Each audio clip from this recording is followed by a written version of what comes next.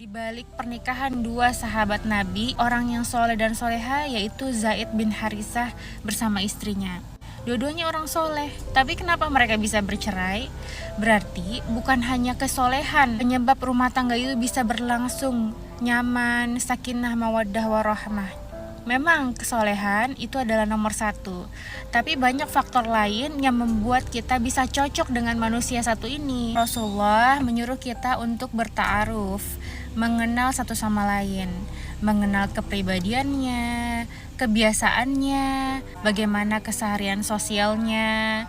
Kita melihat juga wajahnya, apakah ada ketertarikan dalam diri kita. Bisa jadi sama-sama soleh dan soleha tapi nggak cocok. Manusia itu unik. Dia hidup bertahun-tahun dengan hobinya, dengan tabiatnya, dengan sifatnya, yang setiap manusia itu beda-beda. Jadi kita harus mencari kecocokan, karena dari hal-hal sepele pun bisa menjadi sumber kecekcokan. Karena kita nggak nyaman hidup dengan orang yang cara hidupnya sangat jauh berbeda dari kita. Jadi kita bisa cari orang yang setara dari cara hidupnya, bisa dari sosialnya, hobinya, besaran cintanya, besaran ilmunya. Selain faktor agama, kita juga diperintahkan untuk menikahi dengan orang yang sekufu dengan kita. Bukan perihal ekonomi saja, tapi setara effortnya, dua-duanya saling belajar untuk mengetahui satu sama lain, dua-duanya saling belajar untuk menyamankan satu sama lain, kedua-duanya saling belajar untuk menjadi istri dan suami yang terbaik satu sama lain. Bukan melulu harus suami yang disembah-sembah, bukan melulu harus istri yang dimaklumi, tapi dua-duanya cintanya setara. Keinginan dua-duanya untuk bertahan itu setara. Ada kedewasaan di antara keduanya yang harus mau belajar seumur hidup untuk mempelajari satu jiwa ini. Ada penerimaan di antara keduanya, karena manusia dicari kemanapun gak ada yang sempurna, pasti ada celaknya. Kalaupun kita melihat manusia lain sempurna, itu karena kita belum berada dalam kehidupannya 24 jam. Ketika kita udah menikahinya, ternyata banyak lagi kurangnya. Kalau kita mencari lagi di orang lain, banyak lagi kekurangan di orang lain yang beda-beda jenisnya. Kalau kita capek dengan pasangan kita yang begini sifatnya, tapi kita mencari yang lain, ternyata ada lagi sifat lain yang kita tidak suka dari orang yang baru itu. Bukan ilmu agamanya, bukan ilmu pengetahuan agamanya yang luas yang kita butuhkan dalam rumah tangga, tapi cukup ilmu akhlak yang itu menjadikan kita nyaman untuk berkomunikasi berdua. Akhlak dikedepankan. Banyak orang yang terlihat islami tapi dia jahat terhadap istrinya. Dia egois, dia mau menang sendiri, mau dimaklumi sendiri, mau dimengerti sendiri. Maka itu akan menjadi kezoliman bagi pasangannya. Walaupun dia sholat pagi siang malam, walaupun dia berpuasa, dia berhaji, berzakat, tapi dia tidak mengerti cara menyamankan hati pasangannya. Dia tidak mengerti untuk berperan di dalam rumah tangga sebagai istri, sebagai suami, maka kesolehan saja tidak cukup. Harus ada ilmu dan juga akhlak.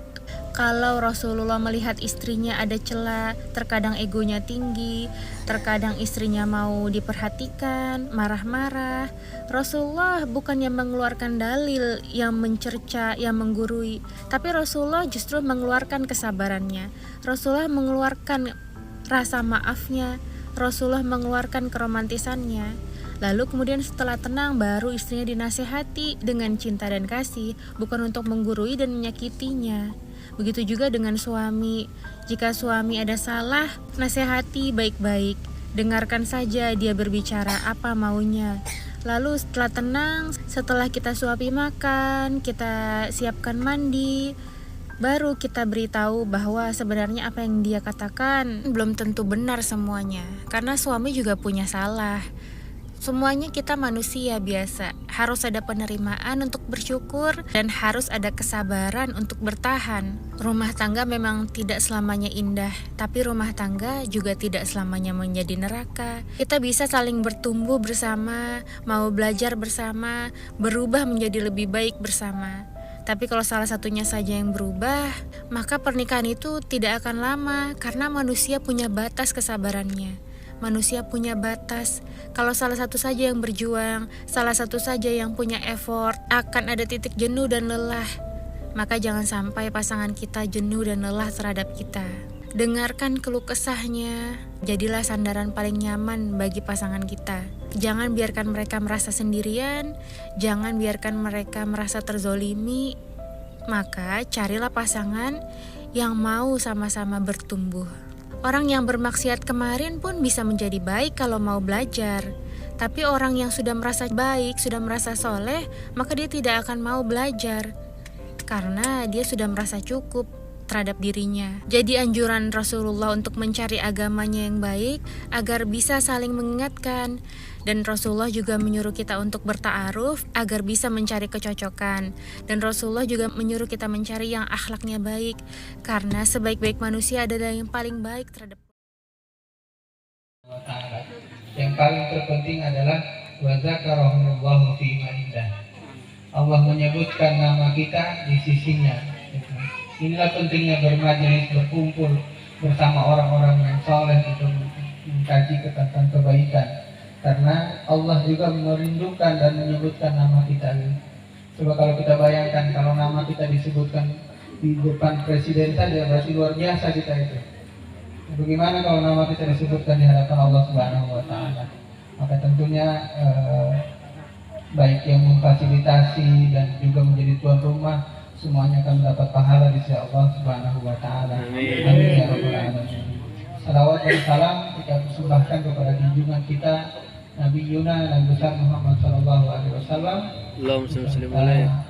para sahabatnya, para keluarga, para kerabatnya sekalian, dan para pengikutnya yang istiqomah menjalankan ajaran Islam hingga yaumil qiyamah. Para alim ulama, para asatidz dan ustadzah yang saya hormati, pada malam hari ini saya ingin mengambil sebuah untuk mengingatkan saya pribadi dan kita semua berkaitan salah satu bab dalam kitab fikih, yaitu sujud sahwi.